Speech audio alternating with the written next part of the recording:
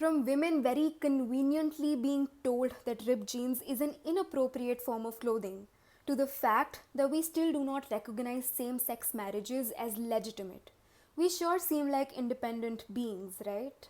Pleasant greetings of the day, ladies and gentlemen. I'll be sharing my thoughts on the question of the hour: are we really independent?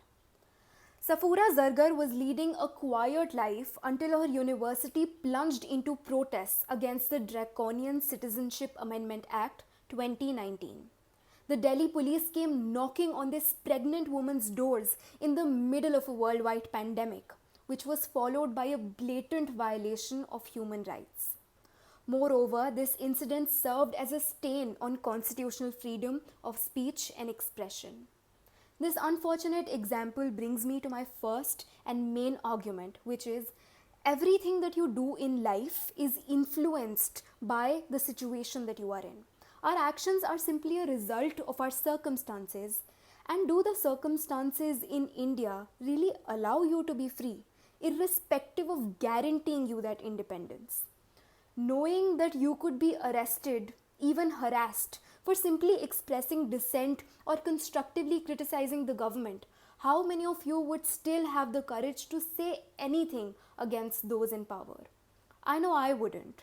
I may be granted the freedom of speech and expression through constitutional machinery, but how free am I really to use it?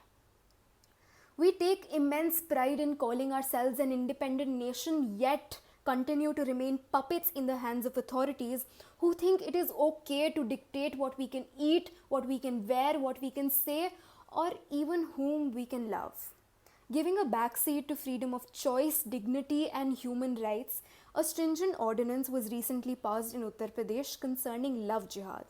In the caveat of an anti-conversion law, this ordinance is an attempt to target certain communities within India. On the face of it, it may appear to be neutral. Take cow slaughter laws, for example, which are justified on grounds of economic necessity, but are nothing less than an upper caste Hindu majoritarian agenda being carried out in practice. Similarly, anti-conversion laws are justified on grounds of freedom of religion, but in actuality they do the exact opposite. Take the case of this Sikh woman in Kashmir who married a Muslim man by her own accord but was forcefully remarried to a man of her own community.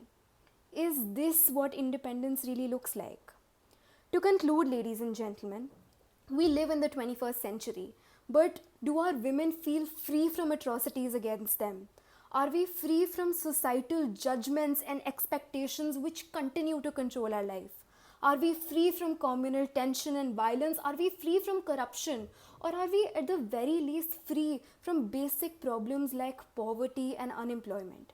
If the answer to any of these questions is a no, then we really need to re-evaluate what we mean when we so proudly say we are independent. Thank you and have a great day ahead.